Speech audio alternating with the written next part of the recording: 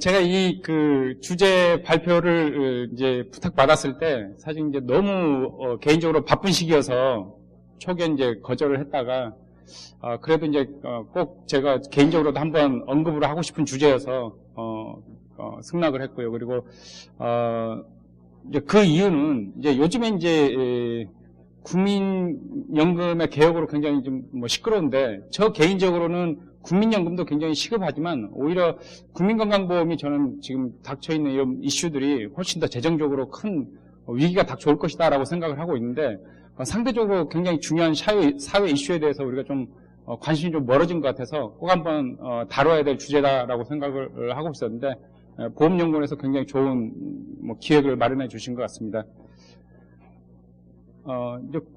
지금까지 의료비가 어떻게 증가해 왔고, 그 다음에 이제 앞으로 어떻게 될 것인가, 그러면 우리가 어떻게 해야 될 것인가, 그 다음에 이제 결론 정도로 진행이 될 텐데요. 참고로 그 발표 시간이 50분인데, 제가 30분이고요. 뒤에 박사님이 20분입니다. 그래서 제가 30분 하신다고 너무 당황하지 않으셔도 제 시간에 끝날 수 있게 그렇게 하겠습니다.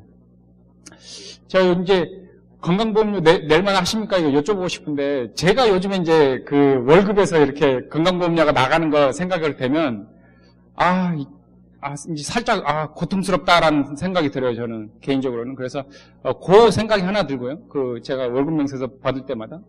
두 번째는, 나도 이렇게, 이제 고통이 이제 오기 시작하는데, 그럼 일반 국민들은 훨씬 더 고통이 심할 것 같다라는 생각이 또 듭니다. 그래서, 보시면 그동안 20년 동안 우리가 이제 낸 세금과 보험료 이걸 다 합치면 국민들의 부담이 지난 20년 동안 8배 증가를 했어요. 이제 우리가 요 그림을 쭉 보시면요. 보통 이제 무엇이든지 간에 덩어리가 커지면 이게 점점 한계 효과가 작아지면서 이렇게 로그 함수를 보이는데 이게 우리나라 의료비는 지수 함수를 보이잖아요. 기하급수적으로 계속 증가하는 이런 모습을 보이는데 이 모습은 왜 나오는 거 하니, 워런 버핏의 그 수익률처럼 꾸준한 증가율이, 그러니까 증가율이 계속 꾸준할 때, 이런 모습을 보이게 되는데, 그 덩어리가 커짐에도 불구하고 작았을 때처럼 여전히 증가율이 굉장히 높기 때문에 이런 모습이 나타나는 것이고, 굉장히 좀 위험한 저는 모습이다라고 개인적으로 생각을 하고 있고요. 경제 성장률보다 너무 높다라는 것도 굉장히 위험스럽고요. 보시면 이제 지금 한 4인 가족을 기준으로 했을 때 한 700만 원 정도 내는 그런 정도까지 증가를 했으니까요. 부담이 상당히 좀 이제 큰 규모다라고 생각을 할 수 있겠습니다. 이게 경제 성장률이 보시면 작년 경제 성장률 2.몇 %, 올해 1.몇 %인데 의료비는 그러니까 우리 국민들이 1인당 부담하는 건 꾸준히 10% 정도씩 증가를 하는 거니까요. 굉장히 위협적인 거죠. 이거를 굉장히 수십 년 동안 지금 계속 지속되어 왔던 거기 때문에 상당히 좀 위험한 모습이다라고 생각이 되고요. 그럼 이게 이제 이런 모습이 한국만의 모습이냐라고 우리가 반문을 해볼 수 있는데, 이거 보니까 맞습니다. 이게 한국만의 모습이거든요. 그러니까 이제 어떤 해를 보면 한국보다 의료비 증가율이 높은 나라들이 한두 개씩 튀어나와요. 근데 전반적으로 보면 경제 성장률 대비 의료비가 증가하는 그 속도가 OECD 국가 중에서 한국이 1위입니다. 그러니까 굉장히 좀 무서운 속도로 증가하고 있다는 걸 우리가 알 수 있겠습니다. 그러면 이제 우리가 방금 보셨다시피 매년 10% 이상씩 우리가 더 부담하고 더 부담을 해왔지 않습니까? 1인당. 그러면 이제 상식적으로 총 의료비에서 우리가 이제 의료비에서 자비 부담하는 그 비율이 굉장히 작아져야 되지 않습니까? 그러니까 상식적으로 보장률이 높아져야 된다라는 거죠. 근데 우리가 그렇게 부담을 급증시켰는데도 보면, 멕시코하고 그리스를 제외하고 전체 의료비에서 우리가 여전히 자비로 부담해야 되는 그 비중이 OECD 국가 중에서 제일 높은 그런 아이러니한 상황인 거죠. 역시 그 이유는 우리가 아무리 부담을 증가시켜도 의료비가 그거보다 더 빨리 증가하기 때문에 이런 현상이 나타나는 것이다. 라고는 걸 쉽게 알 수 있겠고요. 이제 앞으로 의료비가 어떻게 될 것인가 우리가 잠시 생각해 볼 필요가 있겠는데요. 보시면 이제, 다행인지 불행인지 모르겠습니다만 최근 이제 코로나로 인해서 노인분들이 병원을 굉장히 3년 정도 많이 안 가셨죠. 그래서, 이제 주춤하는 현상은 나타나는데 그럼에도 불구하고 전반적으로 이 노인이 증가하는 것보다, 그러니까 노인 수도 많아지지만 노인의 그 1인당 의료비가 더 빠르게 증가하고 있다라는 그런 모습을 우리가 알 수 있고요. 이거 보시면 이제 명확하죠. 그러니까 전체 의료비도 빨리 증가하는데 그 전체 의료비 중에서 그 노인 1인당 의료비가 증가하는 속도가 훨씬 빠르다라는 모습을 우리가 볼 수 있겠고요. 그리고 이제 대략 이 수치를 보면 뭐 정확한지 모르겠습니다만 정확히는 제가 연구를 안 해봤습니다만 이 수치를 대략 가늠하면 보통 한 65세 이후에 한 70% 내외 정도를 아마 그러니까 대부분의 의료비를 노후에 지출하는 거고 그리고 절대 금액적으로도 상당히 많은 의료비를 1인당 지출하고 있는 모습이 나타나고요. 그런데 괜찮습니다. 이게 지금은 괜찮아요. 이렇게 보면 노인 1인당 여기 통계를 보면 우리가 이게 주로 보험료를 내는 25세, 64세 이 수치가 노인보다는 한 4배 정도는 많으니까요. 그러니까 4명이 1명 부양하는 그런 모습이니까 아직은 괜찮은 거죠. 근데 우리가 이제 뒤로 가면 많이들 아시겠지만 이 수치 자체가 노인 수가 더 많아져 버리는 거죠. 그러니까 이 세대를 보면은 자기도 부양해야 되고 뭐 자식들도 부양해야 되고 어깨에 노인들도 한 2명 어깨에 얹으면서 이제 살아가야 되는 그런 이제 세상이 아마 올 텐데 과연 이제 이렇게 둘 중에 한 명, 인구 둘 중에 한 명이 노인이 됐을 때 과연 이 구조가 과연 지속이 가능한가에 대해서 우리가 미리 좀 생각을 해야 되지 않을까, 뭐 그런 생각이 듭니다. 예. 제가 이제 말로만 해서는 이제 좀 실감이 안 나실 것 같아서 제가 그래서 숫자를 한번 그래도 뽑아봐야 되지 않겠나 해가지고 시뮬레이션 해봤는데요.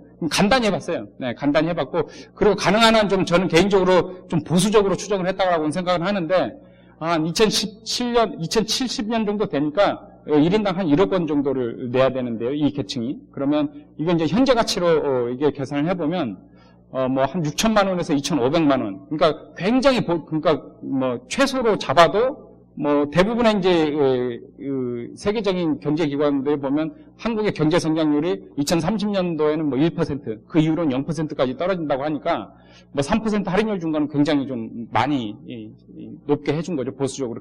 그럼에도 불구하고 지금 한 1인당 한 2,500만 원을 매년 최소한 내야 된다라는 그런 계산이 나오거든요. 지금 상태로 우리가 의료비를 계속 방치를 한다면. 그래서 도저히 견딜 수가 없다라는 거고, 더 좀 무서운 거는 이 지금까지 우리가 논의했던 이런 수치들이 급여비만 해당되는 겁니다. 지금 비급여비는 우리가 정확히 알 수 없는 거기 때문에 비급여비는 논의하지 않은 거고, 그래서 비급여까지 우리가 생각한다 그러면 진짜 공포스러운 일이 발생할 수도 있다라는 생각이 듭니다. 그래서 이제 앞으로 어떻게 해야 되는지 이제 남은 20분을 이 부분에 대해서 좀 할애를 좀 하고 싶습니다. 지금까지 이제 그 사회보험의 그 수입과 지출을 보면요, 이게 국민건강보험의 연금에는 완벽하게 맞아떨어지는데 국민건강보험에는 완벽하게 맞아떨어지지는 않습니다만 기본적으로 이제 사회보험이라는 그 수입과 지출이 여기 오타가 났는데 이게 청장년층입니다. 예. 청장년층이 보험료를 내는 거고요, 1인당. 그리고 이제 인구인데 주로 이제 혜택을 보는 사람들이 노인 계층이다라고 했을 때, 뭐 내는 것보다는 받는 게 많은 계층이니까요. 이분들이 이제 의료비를 받는 거죠. 지출을 하는 거고. 그래서, 요거를 이제 의료비를 연금으로 바꾸면 이게 국민연금의 이제 재정이라고 생각하시면 되겠습니다. 간단히. 그래서 여기 이제 국민건강보험공단의 지출이 되겠고요. 이게 수입이 될 겁니다. 그래서 지출이 이렇게 10% 늘어나면 수입이 10% 증가하는 거죠. 예를 들면. 우리가 그만큼 더 부담을 해야 되는 거죠. 근데 요거는 이제 막 굉장히 빠르게 감소한다라는 건 이미 정해진 일이고요, 사실. 그렇다 보니까 당연히 이제 똑같이 10% 증가하지만 1인당 부담해야 될 그 보험료와 세금의 그 정도가 기하급수적으로 증가하는 모습이 나타나는 겁니다. 그래서 이게 구조적으로 가능하지 않다라고 저는 봅니다. 그래서 앞으로는 우리가 이쪽을 우리가 노인은 어떻게 할 수 없는 거니까요. 저도 뭐 조만간 노인이 될 거고요. 우리가 이건 어떻게 할 수 없는 거기 때문에 결국 이것을 의료비를 어떻게 우리가 관리해야 될 것인가에 대해서 우리가 해답을 찾아야 되겠고요. 다시 한번 이제 우리 모든 나라에서 도입하고 있는 이 사회보험의 기본 구조가 어떻게 돌아가고 있는지를 제가 설명을 좀 드리고 싶어요. 이게 중복세대 모형에 의해서 이제 사회보험을 도입을 했습니다. 이게 굉장히 간단한 모형인데 그동안 작동을 아주 잘했던 거죠. 그러니까 청장년층이 있고요, 노인이 있는데 그때 일하는 세대가 은퇴한 세대를 부양을 하는 겁니다. 그리고 사망하고 이 청장년 젊은 층이 노인이 되고요, 그때 태어난 또 젊은 세대에게 부양을 받는 거고요. 이렇게 계속 이게 맞물려 돌아가는 거죠. 이게 중복세대 모형, 아주 간단한 모형으로 모든 사회보험이 기본적으로 이 모형에 의해서 돌아가는데요. 이 모형의 기본 가정이 있어요. 예, 기본 가정이 출산율이 높아야 돼요. 충분히 높아야 돼요. 그 말은 전체 인구에서 노인이 차지하는 비중이 충분히 작아야지 이 구조가 돌아간다는 거죠. 예. 근데 안 되는 거죠. 예, 한국은 굉장히 그게 심한 거고. 인구 구조상으로는 지금이 오히려 경제 성장하기 굉장히 최적의 구조입니다. 사실 우리가 대외 경제적으로 조금 운이 안 좋아서 그렇지 인구 구조상으로는 굉장히 좋은 시기고 그런데 이제 이 파란색이 보라색으로 확 올라가면서 도저히 우리가 경제적으로도 굉장히 어려운 시기에 직면할 것이다라는 것이고요. 사회보험이든 정부 조직이든 공공적인 그 기능의 재정을 결정하는 건 크게 대부분 세 개에 의해서 결정납니다. 하나는 출산율이고요. 하나는 기대수명이고 하나는 경제성장률이에요. 그런데 이제 우리가 단 한 해도 보면 생각했던 것보다 기대했던 것보다 우리가 더 많이 출산한 적이 없었어요. 그리고 단 한 해도 통계청이 예상했던 것보다 우리는 더 오래 살았습니다. 항상. 예. 그리고 경제성장률은 지금 이 대외 경제가 안 좋아가지고 뭐 잠깐 안 좋고 이런 게 아니고요. 이미 오래전부터 2030년 되면 잠재 성장률이 1%, 그 이후로는 0%가 될 거라고 다들 얘기를 하고 있고, 그걸 피하기 어렵다라고 얘기를 하고 있고요. 얼마 전에 뉴욕타임즈에도 비슷한 얘기가 나왔는데요. 예. 그러니까 이게 이제 계속 낮아지는 추세는 뭐 어쩔 수 없는 그런 구조인 것 같습니다. 그리고 대부분 그 경제기관들이 그 원인을 하나로 딱 짚는 거죠. 예, 한국의 인구 고령화를 원인으로 짚고 있습니다. 예, 물론 다른 원인들도 있겠지만 주요 원인이 바로 그거인 거죠. 그러니까 구조적으로 아까 말씀드린 그 중복 세대 모형에 의한 그 부가 방식의 그 체계가 잘 돌아가기가 좀 어렵다라는 거죠. 그리고 제가 국민연금보다 지금 국민건강보험이 더 사실은 저는 걱정이 된다라고 말씀드린 이유는 국민연금 같은 경우는 그래도 2041년까지는 기금이 1755조 원까지 피크를 찍고 내려갑니다. 그러니까 부가 방식도 아니고 뭐 적립 방식도 아니고 하지만 우리가 수정 적립 방식이라고 하는데 그래도 어마어마한 기금을 적립해두고 그걸로 연금을 지급하고 이후에 그게 다 소진되면 부가 방식을 하는 거거든요. 근데 국민건강보험은 어떻습니까? 국민건강보험은 구조적으로 완벽한 부가 방식이에요. 그때 의료비가 나가면 그때 보험료를 걷어서 지급해줘야 되는 그런 방식이다라는 거죠. 그러니까 국민연금보다 훨씬 더 어려운 상황에 처해 있는 게 바로 국민건강보험이라고 할 수 있는 거죠. 그러면 우리가 우리가 가정했던 높은 출산율에 하에서 돌아가는 그 중복 세대 모형이 더 이상 작동하지 않는다면 우리가 보험료를 부과하고 혜택을 주는 방식도 좀 바뀌어야 되지 않느냐라는 거죠. 그래서 이런 완벽한 부과 방식보다는 어느 정도 자기 노후에 사용할 의료비조차도 미리 이제 적립해야 되는 그런 기능들을 우리가 생각을 해야 되는 거고요. 그건 정부가 해도 괜찮고 시장이 해도 괜찮습니다. 근데 어디선가는 그 기능을 이젠 도입해서 확대해야 될 시기가 되지 않았는가라고 생각이 되는 거고요. 저 개인적으로는 시장이 오히려 그 역할을 하는 게 더 맞다라고 생각을 하는데 그거는 이제 더 자세한 얘기는 기회가 되면 토론 시간에 다음에 또 말씀드리도록 하겠습니다. 그 다음에 이제 의료비를, 이제 우리가 관리를 해야 된다라고 말씀을 드렸는데, 앞에서, 또 회장님도 말씀을 하시고, 인사 말씀에서 말씀을 하시고 하셨는데, 이 문케어는 굉장히 훌륭한 접근이라고 생각해요, 저는. 굉장히 훌륭한 접근이었어요. 그리고 사회적으로 굉장해 한 번쯤은 시도해 볼 만한 정책이었고요. 근데 방법론이 잘못됐어요. 왜냐하면, 문케어의 기본 목적은 이거죠. 비급여를 급여화하는 게 가장 중요한 목적이었습니다. 그런데 이 수문을 닫아놓지 않았어요. 수문을 닫아놓지 않고 비급여를 급여화를 계속 하는 동안에 그러면 이제 점점 더 많은 보험료를 부과시키고 재정을 더 많이 투입을 하는 거죠. 근데 수문을 닫아놓지 않았기 때문에 비급여가 계속 들어오는 거죠, 시장 안에. 그러니까 재정은 계속 투입하는데 보장률이 별로 개선되지 않은, 그러니까 국민의 고통만 증가하는 그런 모습들이 나타나는 거죠. 그러니까 우리가 굉장히 좋은 사회적 실험을 한 거다라고 저는 생각이 됩니다.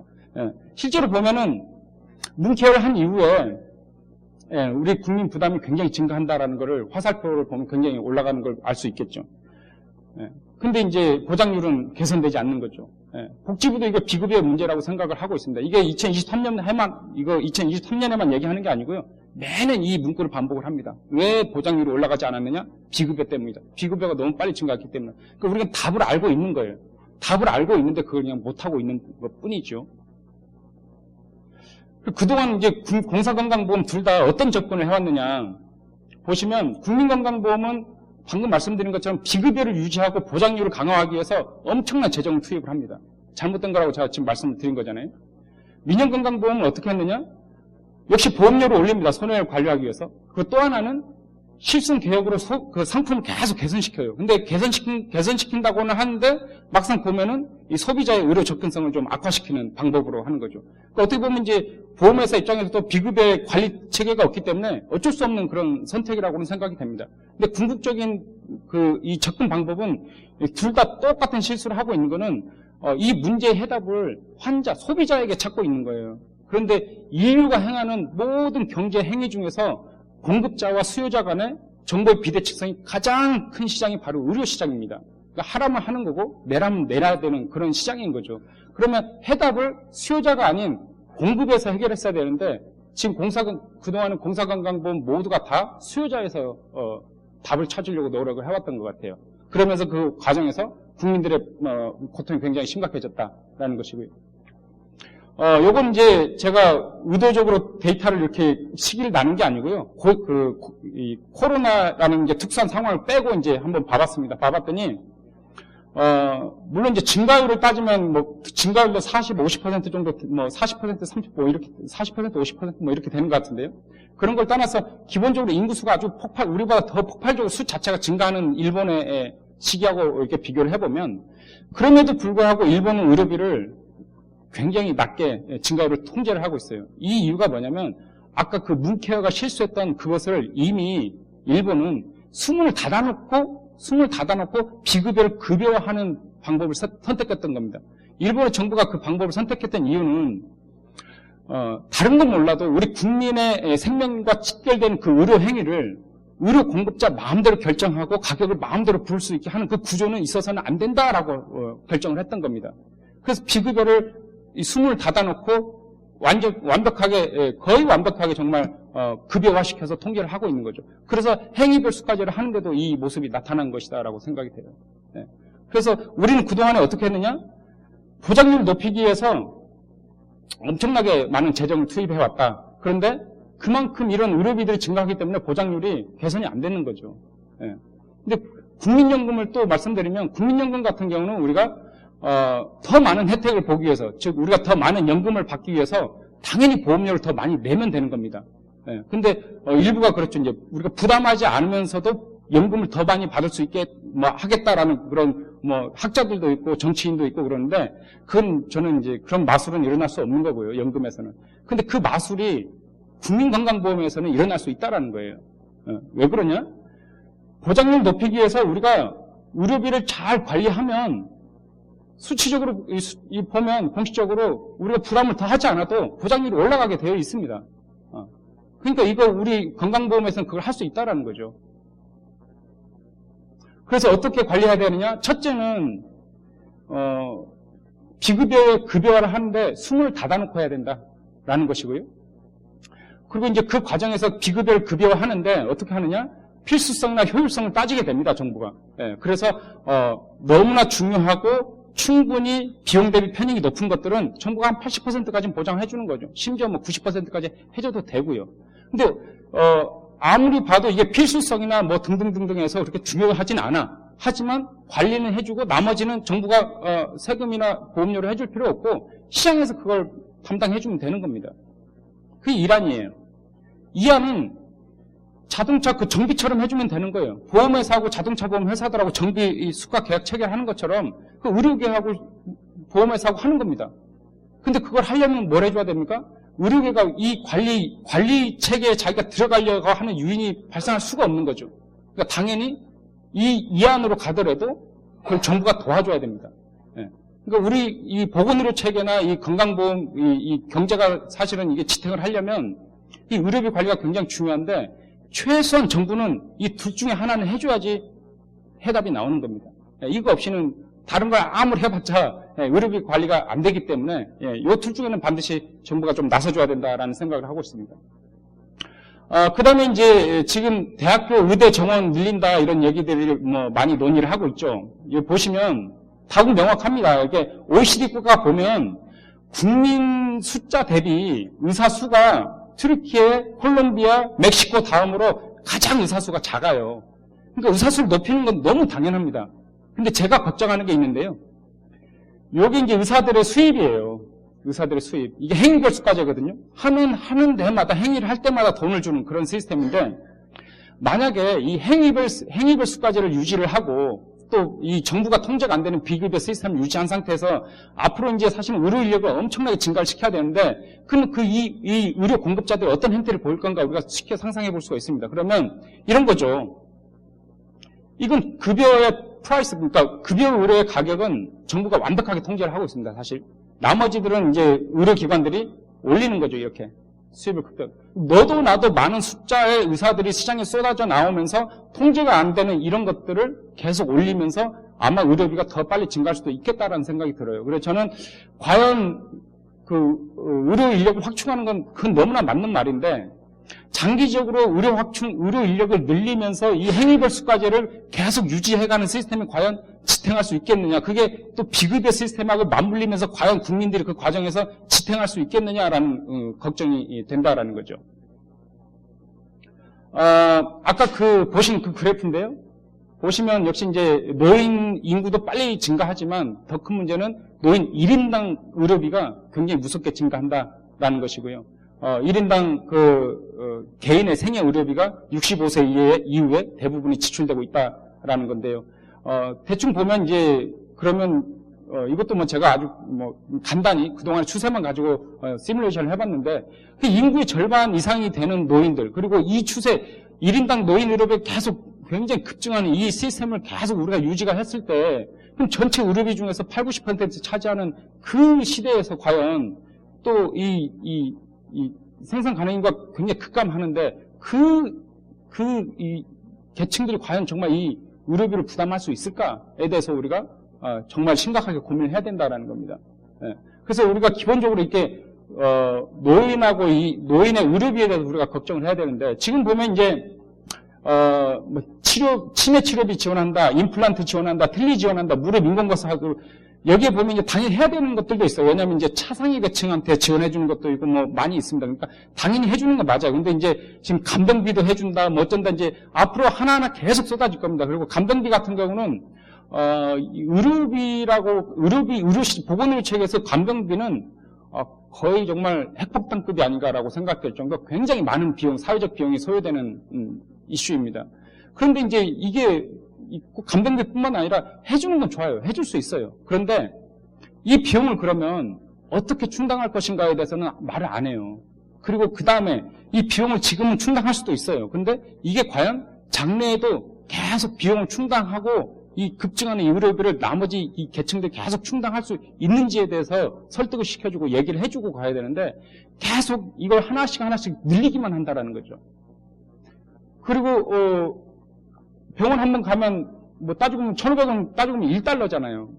1달러 내고 병원 가고 또 가고 또 이런 시스템에 대해서도 우리가 이제 과연 이게 1,500원 부담시키는 게 이런 거 10% 부담시키는 게 맞는가. 그래서 저는 점점 뭐 저의 나중에 일이기도 합니다만은 부담을 조금씩 높여서 이쪽을 조금 우리가 적절하게 관리하고 미리 너무 큰 이 덩어리가 미래 세대에게 전가되지 않게 미리미리 좀 조심스럽게 정책을 좀 확장시켜야 되지 않나, 뭐 그런 생각이 든다는 거고요.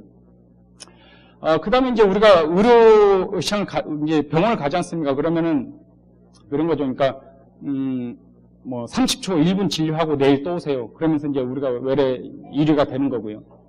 그 다음에 이제 진단 뭐 사진 찍어 보면 또 다른 병원 가면 또 사진 찍게 하고 뭐 이런 일들이 비일비재하면서 또 2위하고 있고요. 2번은 2위인데 2번이 1위인 나라가 일본입니다. 일본은 이제 워낙 고령화되다 보니까 아까 말씀드린 그 간병 있지 않습니까? 그러니까 누워있는 분들이 워낙 많아서 일본이 1위입니다. 그러니까 한국의 미래 모습인 거죠. 이게 따지고 보면. 네. 그 다음에 우리는 또 이걸 빠뜨릴 수 없잖아요. 우리는 약을 먹기 위해서 밥을 먹는 민족 아닙니까? 네. 그래서 전체 의료비에서 사실은 이 의약품이 차지하는 비중도 OECD 국가적으로 굉장히 높은데 상대적으로 여기에 좀 관심을 우리가 좀 안 두고 있다라는 것이고요. 그래서 이제 전반적으로 보면 의료 전달 체계에 과잉 공급이 이루어지고 있어요. 그러니까 의료법에서는 의원급은 외래, 병원은 입원, 상급종원은 중증 질환 이렇게 환자를 구분해서 받아라 이렇게 관리해라 이렇게 되어 있는데 현실은 이제 똑같은 환자를 대상으로 이 체급이 다른 의료기관들이 무한 경쟁을 하고 있고 무한 경쟁을 해서 이 환자를 데려가야 되기 때문에 이제 군비 경쟁을 또 하는 거죠. 고가 장비를 해놓고 또 굉장히 넓은 많은 또 병상수를 확보하고 이거 투자를 했기 때문에 또 수익을 그만큼 또 창출해야 되기 때문에 또 과잉수요가 이루어지고 이런 악순환이 계속 이루어지고 있는 것 같아요. 물론 이제 소비자 쪽에서도 보면은 우리 재방문을 너무 쉽게 하는 거죠. 의료 쇼핑 같은 재방문을 너무 쉽게 하는데 두 번째, 세 번째 이렇게 방문할 때는 본인 부담을 아주 급격히 좀 높여주는 좀 과감한 정책도 저는 좀 죄송하지만 좀 그런 정책도 좀 해야 되겠다라는 것이고요. 동시에 이제 국민들의 편익을 좀 증대해줘야 된다. 그러니까 환자가 동의를 한다 그러면 여기에서 만약에 CT, MRI를 찍으면 다른 기관에 갔을 때 그걸 그대로 불러와서 사용할 수 있게 해줘야 된다라는 거예요. 그 시스템 구축하는 게 그렇게 어렵지 않을 거라고 생각이 되고 또 하나는 최소한 이 자기 진단 사진이나 아니면 종이 서류를 떼는 건 그거는 한계 비용이 0이잖아요. 한계 비용이 0인데 왜 우리가 의료기관에 이거를 내 사진을 내 USB에 담아가는데 그걸 몇만 원씩 내야 되느냐. 왜 그게 의료기관마다 왜 또 다 달라야 되느냐에 대해서 우리가 충분히 너무 쉽게 우리가 접근할 수 있는 거잖아요. 국민 편의를 위해서. 그래서 그런 의료비도 좀 신경을 써줘야 된다라는 것이고요. 그 다음에 그동안에 우리는 이제 너무 그 의료비 보장에만 너무 집중해 왔는데 이제는 좀 건강보장, 예방 이쪽으로 그러니까 꼭 우리가 그 노인의 의료비 차원을 떠나서 인구 구조상 보면 나중에 건강한 노인들을 만들어야지 이분들이 우리 생산 가능인과 급감했을 때 건강한 노동력으로 이 노동시장에 참여할 수 있게 만들어야 되거든요. 그러면 우리가 노인이 많아지지만 건강한 노인을 만드는 그리고 의료비가 나가면 의료비를 보장해 주는 접근이 아니라 의료비가 안 나가게 하는 발생하지 않는 그런 접근을 해줘야 되는 게 맞다라는 건데 지금 우리나라 노인의 80, 90%가 중증 만성질환을 가지고 있고요. 그중에 대다수가 여러 개의 만성질환을 가지고 있고요. 기대 수명보다 건강 수명이 굉장히 낮고요. 그 다음에 여기 보시면 이제 이런 것들이 사실은 비만 이런 거에서 시작되는데 우리나라 성인 남성의 48%가 비만이랍니다. 이게 질병관리청의 통계인데요. 그러니까 이런 것들을 우리가 신경 써야지 요런 그 노인 이런 만성질 이런 수치가 좀 개선되고 나중에 노인 의료비가 관리될 수 있다라는 겁니다. 그 다음에 제가 한 3분 정도 남은 것 같은데요. 의료비 경감제도도 이거 좀 정말 이거 어떻게 어디서부터 말씀을 드려야 될지 모르겠는데 이게 하나하나 참 문제인 것 같아요. 여기 보면 예를 들어서 누가 부자예요. 부자가 암에 걸렸어요. 그러면 부자여도 암에 걸리면 95% 해줍니다. 급여비에. 보장을 해줘요. 근데 가난해요. 근데 수많은 질병 중에서 암보다 훨씬 더 많은 의료비가 소요되는 질병들이 있거든요. 근데 아무리 돈이 없어도 이 리스트에 포함이 안 되면 또 보장을 못 받아요. 이 혜택을 못 본다라는 거죠. 그 뭔가 좀 이상합니다, 이게. 그래서 그때 이슈가 있을 때마다 질병 하나씩 넣어주면서 이게 지금 수백 개가 되는 거죠. 그리고 본인 부담 상환제, 이건 굉장히 좋은 거잖아요. 질병에 관계없이 내 소득에 비해서 너무 많은 의료비가 나가면 그 일정 이후로는 정부가 책임져주는 제도. 이 좋은 제도가 있는데 왜 이 제도를 따로 좀 운영을 하면서 복잡하게 하고 있는지 잘 모르겠다라는 거고, 요것도 근데 이제 좋은 제도이긴 한데 그 상한선을 넘어가는 순간 무상의료가 돼버리잖아요. 최소한 1%라도 좀 부과시키자. 그 상한선을 넘어가면 어떤 일이 생기느냐? 국민건강보험에게 보험금을 받는 거죠. 따지고 보면 혜택을 받는 거니까. 그걸 또 실손해서 청구를 또 받는 거죠. 세계 어느 나라가 이게 보험금을 이중으로 받아서 수익을 창출하는 구조가 만들어서는 안 되는 거죠. 이거 공사건강보험 이 체계 조금만 우리가 신경 써주면 그런 구조도 좀 만들 수 있는 거죠. 그러면 보험료를 좀 낮출 수 있는 요인도 되는 거 아닙니까? 재난적 의료비도 이건 더 기가 막힙니다. 이거는, 비급여는 아까 말씀드린 것처럼 의사들이 마음대로 행위를 결정하는 거고 가격도 결정하게 허용을 해주고 있는 거잖아요. 근데 정부가 세금이나 보험료로 이거를 보장을 해주는 거예요. 재난적 의료비는. 그러면 따지고 보면 이 사회보험이든 민간보험이든 관리를 하지 않는 거는 보장을 해주면 안 됩니다. 원칙적으로. 근데 관리를 정부가 하지 않으면서 세금이나 보험료로 공적 자금으로 보장을 해준다?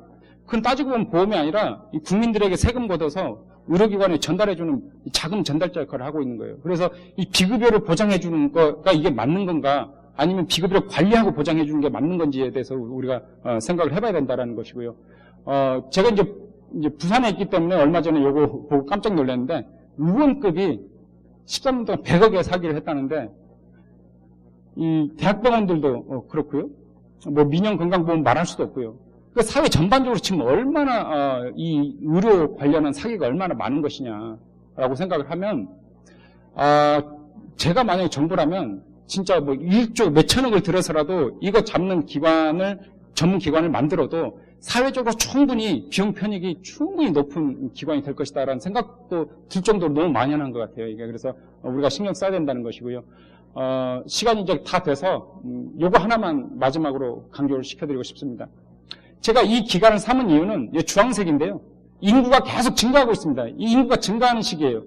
인구가 증가하는 시기인데도 1인당 보험료 부담은 계속 가파르게 증가합니다. 그 왜 그러냐면 의료비가 너무 빨리 증가하기 때문에 인구가 증가해도 1인당 보험료 부담이 더 빨리 증가한다는 거예요. 그 말은 무슨 말이냐? 우리가 의료비를 통제하지 않으면 아무리 출산율을 높여서 이 뭔가가 개선되더라도 큰 변화가 없다라는 거예요. 그래서 출산율을 높이든 말든 결국에는 의료비를 우리가 관리하지 않으면 사회적으로 굉장히 감당할 수 없는 큰 부담이 나타날 것이다 라는 말씀을 드리면서 발표를 마무리하도록 하겠습니다. 감사합니다.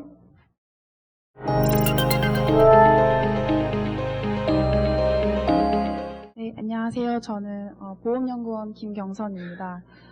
저는 실손의료보험 현황과 과제라는 주제로 발표를 하겠습니다. 네, 먼저 현황을 살펴보고 실손보험 관련한 문제점에 대해서 이제 짚어본 후에 향후 개선 필요사항에 대한 제언을 하는 순서로 발표를 하도록 하겠습니다. 네, 공사 건강보험 보장률 현황을 살펴보면 2021년 총 진료비 111.1조 원 중 국민건강보험이 급여를 대상으로 총 진료비의 64.5%를 보장하고 실손은 국민건강보험이 보장하지 않는 나머지 영역에 대해서 총 진료비의 11.2%인 12.5조 원을 보장하고 있습니다. 그래서 국민건강보험과 실손의료보험이 모두 보장하지 않는 우리나라 의료보장 사각지대는 약 24%로 OECD 국가 중 높은 편입니다. 우리나라 국민 의료비는 지속적으로 증가 추세를 보이는데 22년 기준 GDP 대비 의료비 지출이 9.7%로 OECD 평균을 처음으로 넘어섰고요. 1인당 의료비도 연평균 10.4% 증가하는 등 개인의 의료비 부담은 향후 지속적으로 가중될 것으로 우려가 됩니다. 우리나라 저출산 고령화 속도는 OECD 국가 중 가장 빠른 편으로 2025년 초고령 사회로 진입할 전망입니다.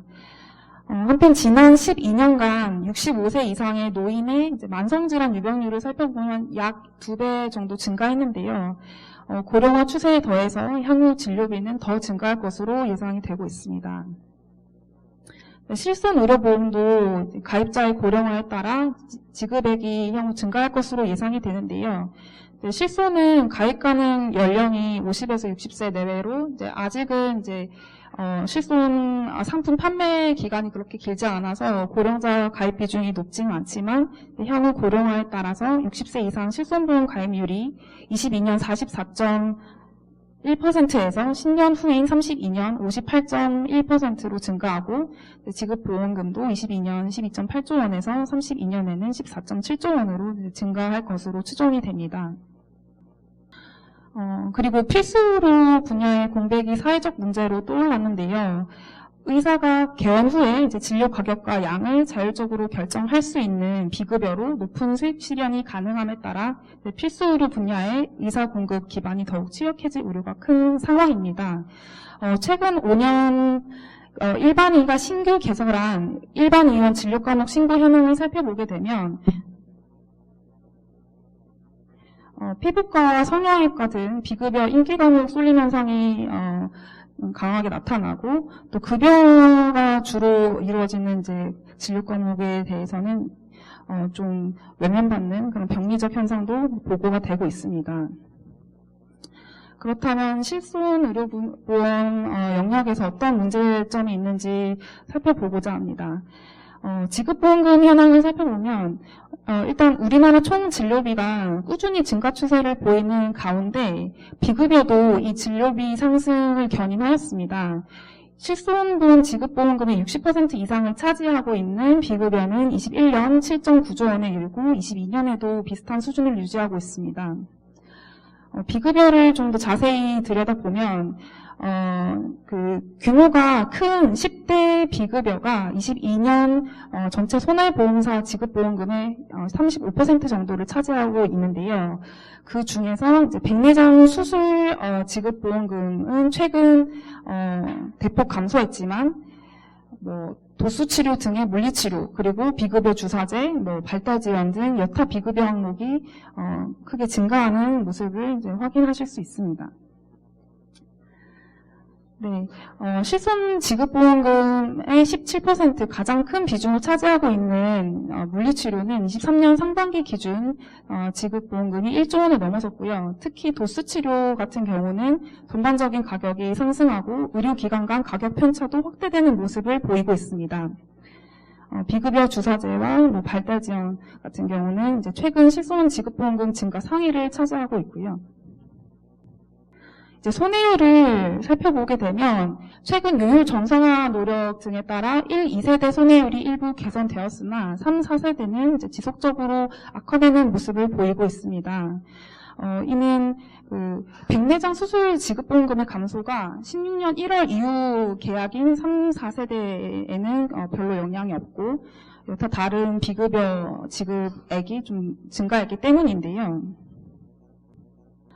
특히 손해율이 압도적으로 높은 3세대 같은 경우에 23년 9월 손보계 기준 위험 손해율이 154.6%에 달하고 통원담보의 높은 손해율이 이러한 손해율 증가를 견인하였습니다.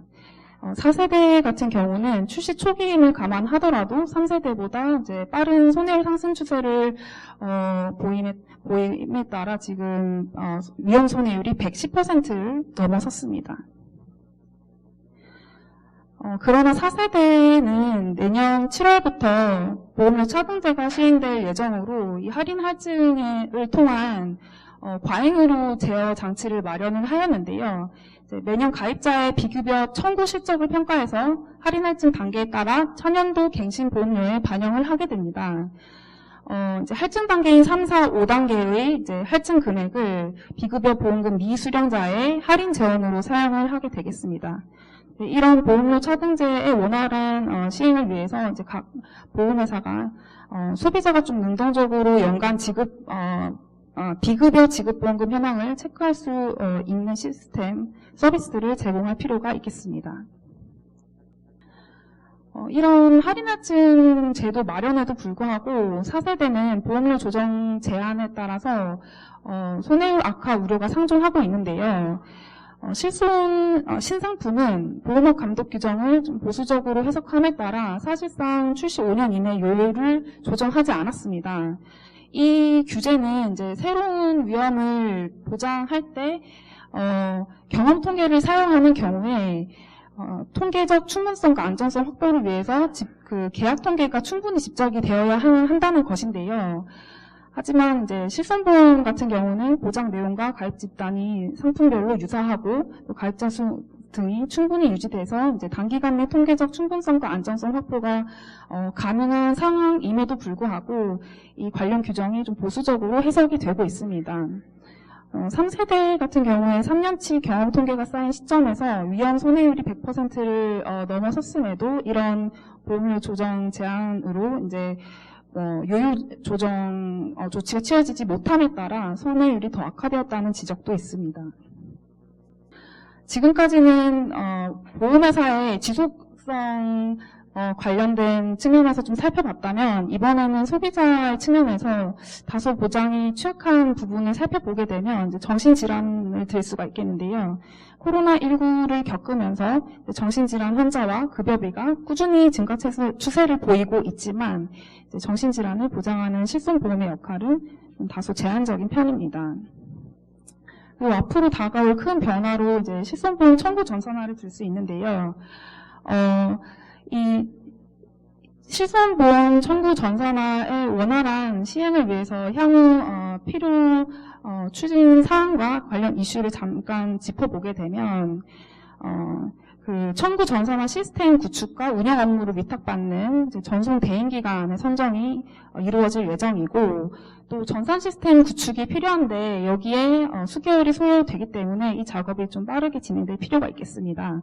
그리고 요양기관의 전송 요청 및 절차, 전송 방식 등에 대한 세부 사항 등을 앞으로 마련해 나갈 예정이고요.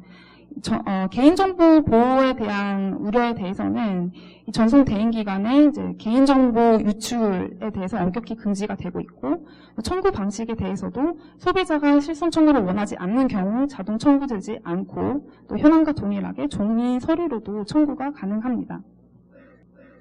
네, 그럼 앞서 살펴본 이슈들과 관련해서 향후 개선 방향에 대해서 좀 말씀드리고자 합니다.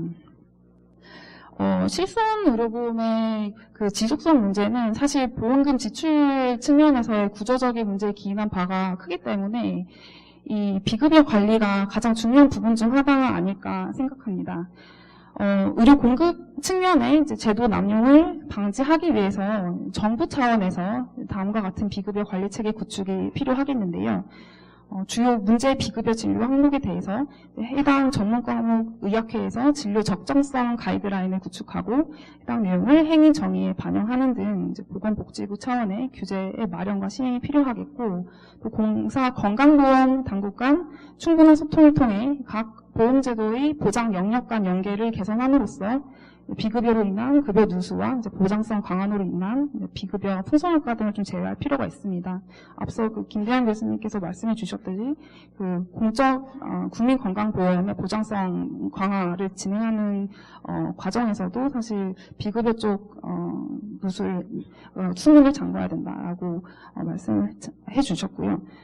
다음으로 안전성 및 유효성이 낮은 비급여 진료 같은 경우에 의료기술 재평가를 통해서 체계적으로 관리함으로써 의료기술의 적정 사용을 유도할 필요가 있겠고, 또 비급여 보고제도를 활용해서 일반 국민의 비급여에 대한 알 권리를 보장하고 이제 금융당국과 협업, 연계를 통한 비급여 관리 방안의 마련이 필요하겠습니다.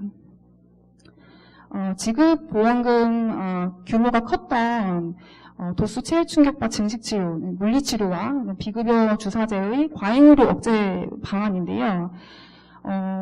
그 3, 4세대 같은 경우는 연간 보장 금액과 통원 횟수 한도가 존재하지만 이제 통원 1회당 보장 한도가 없기 때문에 한 번의 통원 시 이제 고가의 비급여 항목 처방 등 과잉의료 유인이 존재하고 있습니다. 따라서 물리치료나 비급여 주사제의 평균 가격 등을 고려를 해서 각 항목마다 이제 통원 1회당 한도 설정을 하는 방안을 좀 고려해 볼 수가 있겠고요. 더불어 이제 근골격계 질환 관련 물리치료에 대한 담보를 일부 제한하는 방식으로 그 선택 특약을 제공함으로써 이 보험료를 할인받을 수 있도록 하는 방안도 좀 고려를 해 볼 수가 있겠습니다. 요율 조정 주기와 관련해서는 실손보험 가입자가 체감하는 보험료 인상을 여러 기간으로 분산시키고 손해율을 안정적으로 관리하기 위해서 실손 신상품의 최초 요율 조정 시기를 현행 5년에서 예를 들면 3년으로 단축할 필요가 있겠는데요. 이때 관련 조문에 대한 금융당국의 해석 등을 통해 일정한 통계적 요건이 충족되는 경우에 신상품에 대해서 5년 이내 요율 조정을 허용하는 방안을 고려해 볼 수가 있겠습니다. 다음은 소비자 편익 제고 방안입니다. 보장 수요가 높은 필수 의료 항목에 대한 실손보험 급여 의료비 보장 확대를 통해 보장 갭을 좀 완화할 필요가 있겠는데요. 특히 급격히 진행되는 저출산 고령화에 대비해서 급여 의료비에 대한 보장 확대 노력이 필요하겠고, 또 최근 증가하는 정신질환을 좀 고려를 해서 이제 일부 정신질환에 대한 급여 본인 부담금에 대한 보장 확대도 좀 고려를 해볼 수가 있겠습니다. 4세대 같은 경우에는 이제 그 실손보험 기존 계약자가 그 4세대로 계약 전환할 때의 설명 의무 강화가 좀 필요한데요. 기존 계약자가 전환 시에는 무심사 원칙 전환이 가능한데 이를 모르고 이제 소비자가 기존 계약을 해지하는 소비자 피해가 생기지 않도록 설명을 좀 강화할 필요가 있겠고, 내년 7월 시행될 4세대 보험료 차등제를 원활히 진행하기 위해서 이제 소비자가 연간 비급여 지급보험금 현황을 확인할 수 있도록 각사가 시스템 구축이 좀 필요하겠습니다. 마지막으로 이제 청구 전산화를 통해서 소비자 편익 제고가 필요하겠는데요. 법령에서 정한 전송 대행 기관을 통해 청구 전산화를 이제 운영 관리하고 이해관계자 협의체를 통한 안정적인 운영을 도모할 필요가 있겠습니다. 효율적으로 이 전자 청구 서비스를 운영을 하기 위해서 비급여 항목의 표준 코드와 명칭을 의료기관에서 사용할 수 있도록 의무화할 필요가 있겠고, 또 요양기관의 개폐업 현황에 대한 이제 실시간 반영을 위해 이제 시스템 연동이 필요하겠습니다. 이런 업계의 노력이 물론 중요하지만, 뿐만 아니라 이 요양기관이 이제 청구 전산화에 적극적으로 참여할 수 있도록 하고, 또 보건당국과 의료업계의 이제 협력이 꼭 필요하다는 점에서 이 청구 전산화는 모든 이해관계자들의 좀 노력이 좀 필요한 부분이 아닐까 생각을 합니다. 네, 지금까지 그 실손 의료보험과 관련해서 이제 필요 개선 사항에 대해서 말씀을 드렸는데요. 이제 실손 의료보험 지속성 재고, 그리고 보험회사의 손해율 관리를 위해서 물론 비급여 관리가 필요하지만 그 과정에서 소비자의 편익도 좀 제고될 필요가 있는데, 효율적인 비급여 관리를 통해서 소비자도 비급여에 대한 알 권리를 보장받고, 또 일부 보장 제한 등의 선택 특약을 통해서 이제 소비자 선택권 확대뿐만 아니라 이제 적정한 보험료를 부담할 수 있는 방향으로 앞으로 나아가야겠습니다. 또 요율조정 주기 개선도 마찬가지로 이제 보험회사뿐만 아니라 소비자도 이제 보험료 인상 부담을 좀 여러 가지 기간으로 분산하는 할 필요가 있겠고, 왜냐하면 지금 또 실손의 보험료 부담이 굉장히 크기 때문에 네, 좀 고려를 해볼 수가 있겠고요. 그리고 필수 의료의 공백 문제도 국민건강보험뿐만 아니라 실손 의료보험도 함께 보장 격차를 좀 완화할 수 있도록 그 보장 확대에 대해서 좀 고려를 해볼 필요가 있겠습니다. 실손에 그 잔존하고 있는 도덕적 해이를 좀 억제를 하기 위해서 이제 보너스 멜러스 시스템이 들어오게 될 텐데요. 그 할인 할증 시스템을 좀 원활하게 운영함으로써 그 실손 의료보험의 이제 지속 가능성을 제고하고, 또 청구 전산화를 안정적으로 운영함으로써 사회적 편익을 좀 제고하는 방향으로 모두가 노력할 필요가 있겠습니다. 네, 감사합니다.